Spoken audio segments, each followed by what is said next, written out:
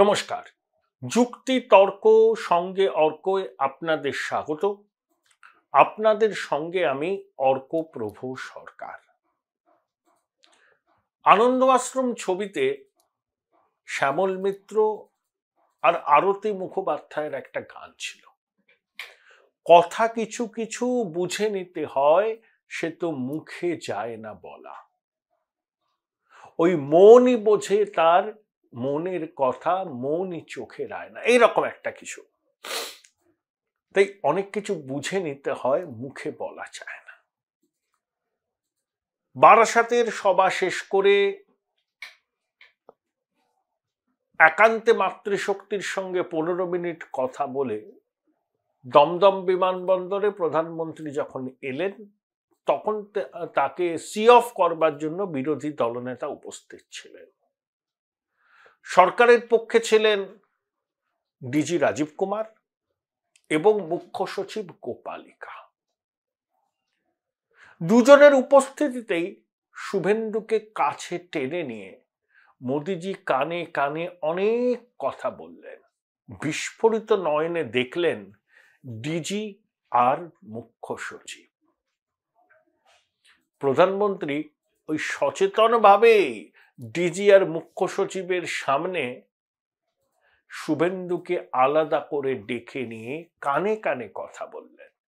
কথা কিছু কিছু বুঝে নিতে হয়, সে তো মুখে যায় না বলা, বা সে তো মুখে বলা যায় না।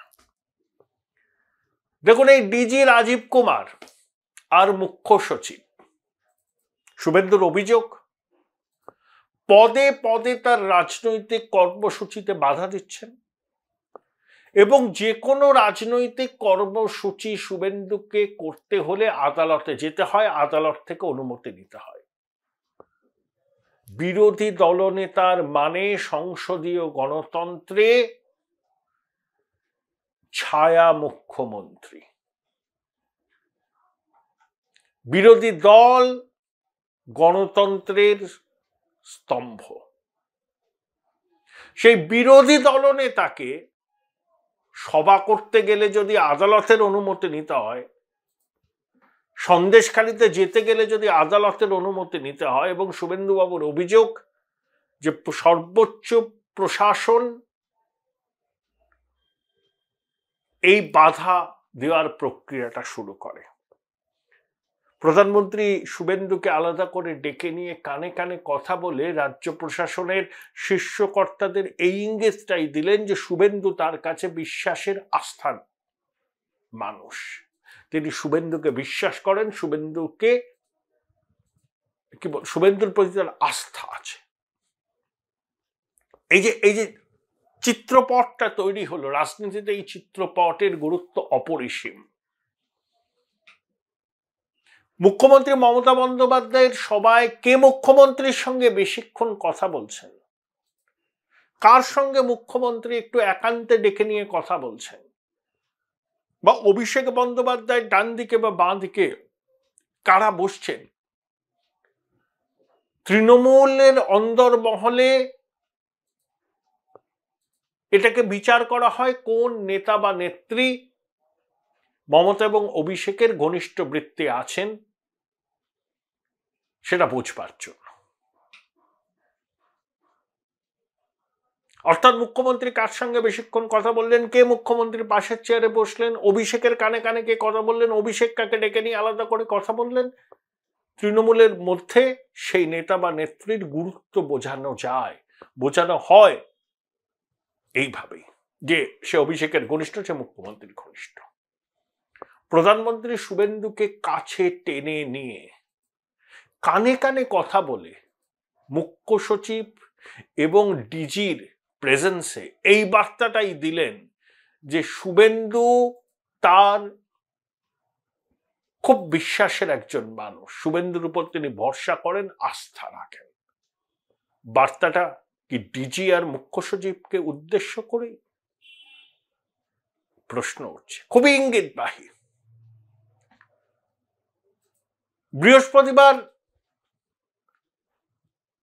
প্রাক্তন বিচারপতি অভিজিৎ গঙ্গোপাধ্যায় আনুষ্ঠানিকভাবে বিজেপিতে যোগ দিলেন। অভিজিৎ বাবুর এই বিজেপিতে যোগদানকে আমি সমর্থন করি। পশ্চিমবঙ্গে এই মুহূর্তে যদি বিরোধী রাজনীতি করতে হয় তাহলে বিজেপি যোগ্যতম।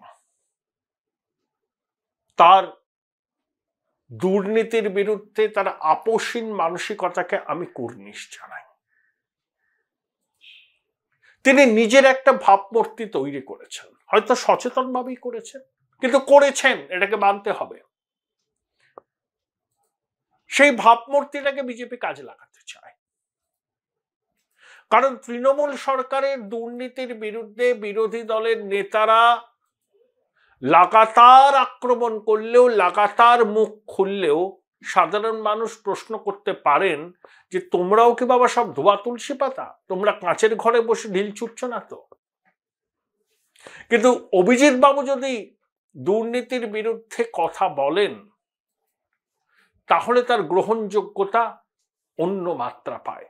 এটাই বিজেপি চেয়েছে। অনেকে তাকে ভগবান বলেন। দেখুন, আমি কারুর উপর না দেবত্ব আরোপে বিশ্বাসী নই। অভিজিৎ বাবু একজন রক্ত মাংসের মানুষ। তার আবেগ, তার অনুভূতি, তার লেখাপড়া, তার অন্যায়ের বিরুদ্ধে আপোষহীন সংগ্রামের মানসিকতা সব নিয়ে তিনি অভিজিৎ গঙ্গোপাধ্যায়। কিন্তু কারুর উপর আমি দেবত্ব আরোপে বিশ্বাসী নই। যতদিন তিনি মহামহিম বিচারপতি ছিলেন ততদিন তার সমালোচনা করা যেত না। কিন্তু তিনি এখন রাজনীতির অঙ্গনে পা রেখেছেন সম্মানের সঙ্গে, এবং বিজেপি যে সম্মান দিয়ে তাকে আজকে দলে বরণ করে নিয়েছেন, অভিজিৎ বাবু শ্লাঘাবোধ করতে পারে। কিন্তু তিনি এখন আর মহামহিম বিচারপতি নন, তিনি বিজেপি দলের একজন নেতা, কার্যকর্তা। লোকসভায় নিশ্চয়ই দাঁড়াবেন, সম্ভবত তমলুক থেকে জিতে তিনি কেন্দ্রীয় মন্ত্রী হবেন, এটা আমার ধারণা, বলতে পারেন বিশ্বাস। কিন্তু আবার বলছি, আমি দেবত্ব আরোপে বিশ্বাসী নই। তাই কোনো সমালোচনাকে যদি মনে করি ন্যায্য, সেটা করব। তাতে কেউ যদি আমার উপর অসন্তুষ্ট হন, হতে পারেন, আমার কিচ্ছু তাতে এসে যায় না। আমি ওনার দুর্নীতি বিরোধী অবস্থানকে লাখো কর্নিশ জানাই, এবং মানুষটা ভালো, খুব আবেগপ্রবণ। তিনি বিজেপিতে যোগ দিয়েছেন, কোনো অসুবিধা নেই, দিতেই পারেন। এবং আমি পশ্চিমবঙ্গে বিরোধী রাজনীতি করতে গেলে বিজেপি করতে হবে এই মুহূর্তে, যদি তৃণমূলের বিরুদ্ধে লড়তে হয়। Join Indian Institute of Hotel Management now. Right choice, right decision. কিন্তু আমার এই সময়টা নিয়ে প্রশ্ন আছে। যদি তিনি অগস্ট মাসে অবসর নিয়ে 1 বছর ধরে তারই অবস্থানটাকে জারি রাখতেন, বিভিন্ন সামাজিক কর্মকাণ্ডের মধ্যে নিজেকে জড়িয়ে নিতেন, আরো জোরদার লড়াই করতেন, 1 বছর বাদে তিনি বিজেপির পতাকাটাই হাতে নিতেন 26-এর বিধানসভা নির্বাচনের আগে। আমার ব্যক্তিগত মত, সেটা হলে আরো ভালো হতো। দেখুন, কল্যাণবাবুর মুখ হচ্ছে নর্দমা। তিনি যে ভাষায় অভিজিৎ বাবুকে আক্রমণ করেছেন অতীতে এবং করছেন এবং ভবিষ্যতেও করবেন, সেটাকে কোনো সুস্থ রুচির মানুষ সমর্থন করতে পারে না। এতে কল্যাণবাবুর নিজের ক্ষতি হচ্ছে, সেই বোধটুকু তার আছে কিনা আমি জানি না। কিন্তু কল্যাণবাবু মাননীয় বিচারপতি দেবাংশু বসাকে ডিভিশন বেঞ্চে মামলা করেছেন। তার বক্তব্য যে নবম, দশম, একাদশ, দ্বাদশের শিক্ষক অশিক্ষক যাদের চাকরি জাস্টিস গাঙ্গুলির নির্দেশে বাতিল হয়েছিল, জাস্টিস গাঙ্গুলির নির্দেশকেই বাতিল করে দেওয়া হোক, কারণ তিনি রাজনৈতিক উদ্দেশ্যেও প্রণোদিতভাবে রায়গুলো দিয়েছিলেন। মামলা গ্রহণ করা হবে কি হবে না আমি জানি না, কিন্তু কল্যাণবাবু এই কথাটা বলার সুযোগ পেলেন। জাস্টিস গাঙ্গুলি যদি অবসর নেওয়ার পর কিছুদিন পর, কুলিং অফ পিরিয়ড, এই বিজেপির পতাকাটাই হাতে নিতেন, এই প্রশ্নগুলো উঠত না। এই প্রশ্নটা তোলার জন্য কেউ যদি আমাকে বলেন যে আমি ঈশ্বর বিরোধিতা করছি, বলতেই পারে। গণতান্ত্রিক দেশে এই প্রশ্নগুলো তোলার অধিকার আমার আছে, কারণ অভিজিৎ বাবু এখন ভারতীয় জনতা পার্টির একজন কর্মকর্তা এবং নেতা। তিনি লোকসভা নির্বাচনে প্রতিদ্বন্দ্বিতা করবেন বলে আমার মনে হয়, এবং আমি শুভকামনা জানাই তাকে। তার মতো মানুষের রাজনীতিতে আসা উচিত, তাতে রাজনীতির ছবিটা ভালো হয়, মানুষের একটু আস্থা বিশ্বাস বাড়ে। আমি একটা প্রশ্ন তুলেছিলাম বুধবারের একটা প্রতিবেদনে, যে অভিজিৎ বাবু হাইকোর্ট থেকে বেরিয়ে তার বাড়িতে আসার আগে কেন ওই যারা 1100 দিন হয়ে গেল অবস্থান করছেন তাদের কাছে একবার গেলেন না? তারা মানসিকভাবে বল পেতেন, সেখান থেকেও সাংবাদিক বৈঠক করতে পারতেন।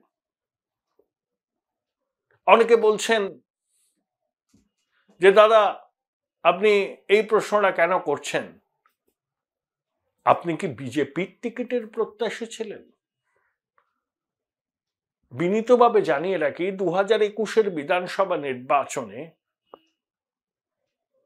কলকাতার কোনো একটি কেন্দ্রে আমাকে প্রার্থী করা নিয়ে বিজেপির টিকিটে কিছু আলাপ আলোচনা হয়েছিল, সেটা আমি জানি। কিন্তু আমি সক্রিয় রাজনীতিতে থাকবো না, এই বার্তাটা দিয়ে দিয়েছিলাম, এবং এখনো মনে করি স্বধর্মে নিধনং শ্রেয়। অনেকে হালেম অধিভক্ত হয়েছেন। আমি মোদিজির একজন অনুরাগী সেই 2007 সাল থেকে। 2007 সালের ডিসেম্বর মাসে গুজরাট বিধানসভার নির্বাচন, আমি গেলাম। ফলাফল ঘোষণার দিন তখন বিজেপির গুজরাটের সদর দপ্তরটা একটা ছোট বাড়ির মধ্যে ছিল, যেমন কলকাতায় বিজেপির পুরনো অফিসটা তার থেকে একটু বড়।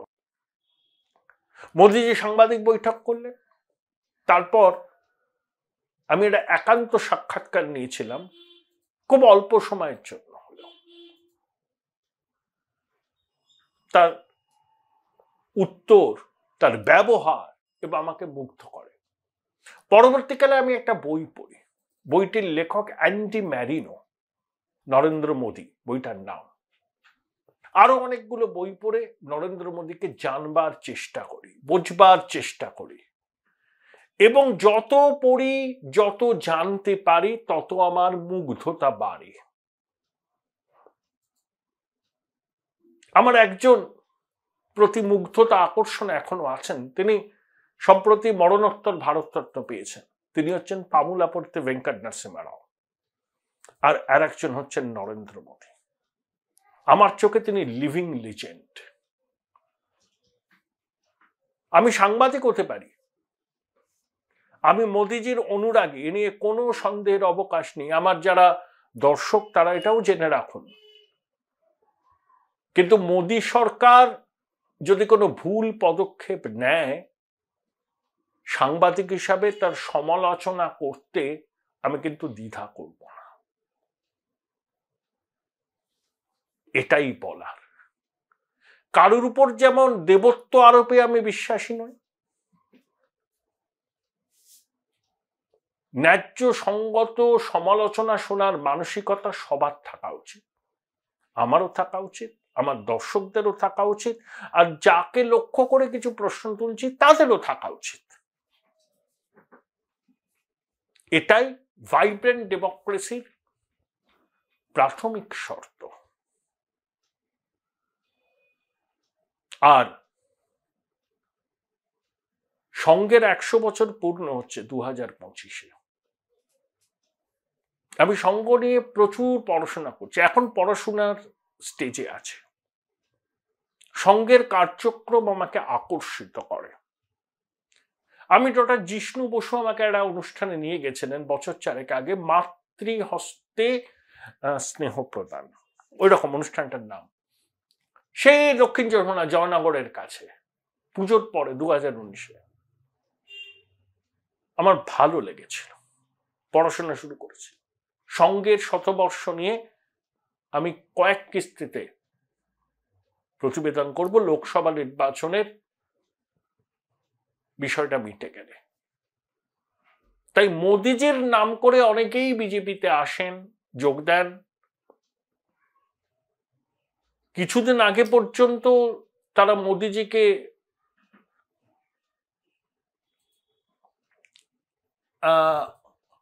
মহাত্মাঘাতক নাথুরাম গডসের মতাদর্শগত উত্তরসূরি বলে আক্রমণ করতেন। তারা রাতারাতি মডিফাইড হয়ে গেছেন। খুব ভালো কথা, বিলম্বিত বোধহয় ভালো, কিন্তু আমি সাংবাদিক হতে পারি, কিন্তু মোদিজির প্রতি আমার অনুরাগ প্রায় 2 দশকের।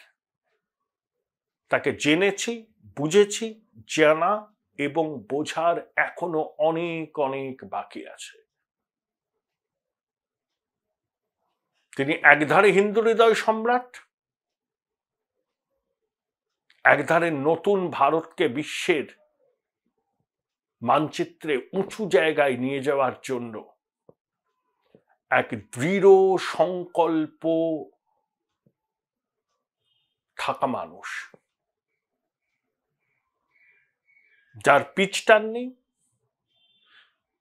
কাঁধে একটা ঝোলা নিয়ে অল্প বয়সে বেরিয়ে পড়েছিলেন ভারত তীর্থ দর্শনে, রামকৃষ্ণ মিশনেও এসেছিলেন, কিন্তু সন্ন্যাসীরা বলেন যে এ পথে তিনি মুক্তি পাবেন না।